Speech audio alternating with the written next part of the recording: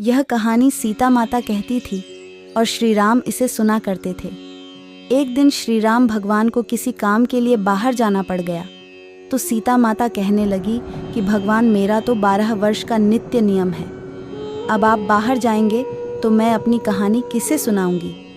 श्री राम ने कहा कि तुम कुएं की पाल पर जाकर बैठ जाना और वहाँ जो औरतें पानी भरने आएंगी उन्हें अपनी कहानी सुना देना। सीता माता कुएं की पाल पर जाकर बैठ जाती है।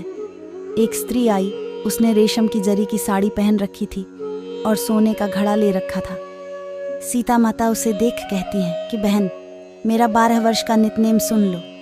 पर वह स्त्री बोली कि मैं तुम्हारा नितनेम सुनूंगी तो मुझे घर जाने में देर हो जाएगी और मेरी सास मुझसे लड़ेगी। उसने कहानी नहीं सुनी और चली गई। उसकी रेशम जरी की साड़ी फट गई, सोने का घड़ा मिट्टी के घड़े में बदल गया।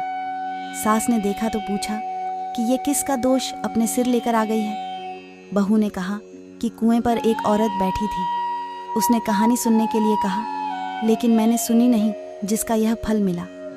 बहू की बात सुनकर अगले दिन वही साड़ी और घड़ा लेकर सास कुएं की पाल पर गई। सास को वहीं माता सीता बैठी मिली तो माता सीता ने कहा कि बहन, मेरी कहानी सुन लीजिए।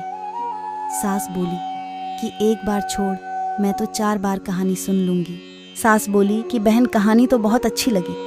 कहानी सुनकर सास घर चली गई और उसकी साड़ी फिर से रेशम जरी की बन गई। मिट्टी का घड़ा फिर सोने के घड़े में बदल गया। बहू कहने लगी, सासू माँ, आपने ये सब कैसे किया। सास ने कहा कि बहू, तू दोष लगा के आई थी और मैं अब दोष उतार कर आ रही हूँ। बहू ने फिर पूछा कि वह कुएं वाली स्त्री कौन है। सास बोली कि वे सीता माता थीं।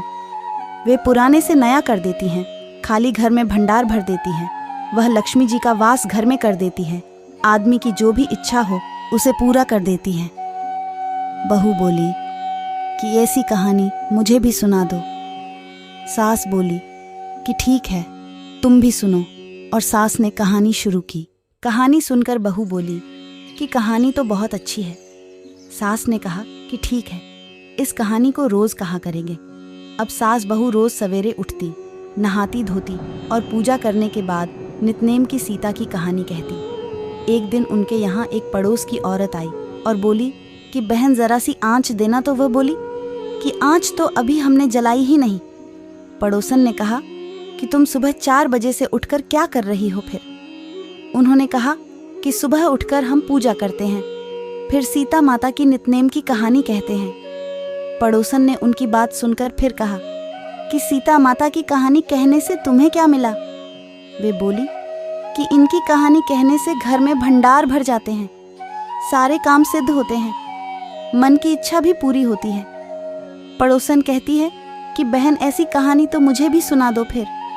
वह बोली कि ठीक है, तुम भी यह कहानी सुन लो। सारी कहानी सुनने के बाद पड़ोसन कहने लगी, बहन, कहानी तो मुझे बहुत अच्छी लगी। अब वह पड़ोसन भी नितनेम सीता माता की कहानी कहने लगी। कहानी कहने से सीता माता ने पड़ोसन के भी भंडार भर दिए। अब तो पूरे मोहल्ले में नितनेम की कथा चल पड़ी। हर किसी की मनोकामना पूरी होने लगी।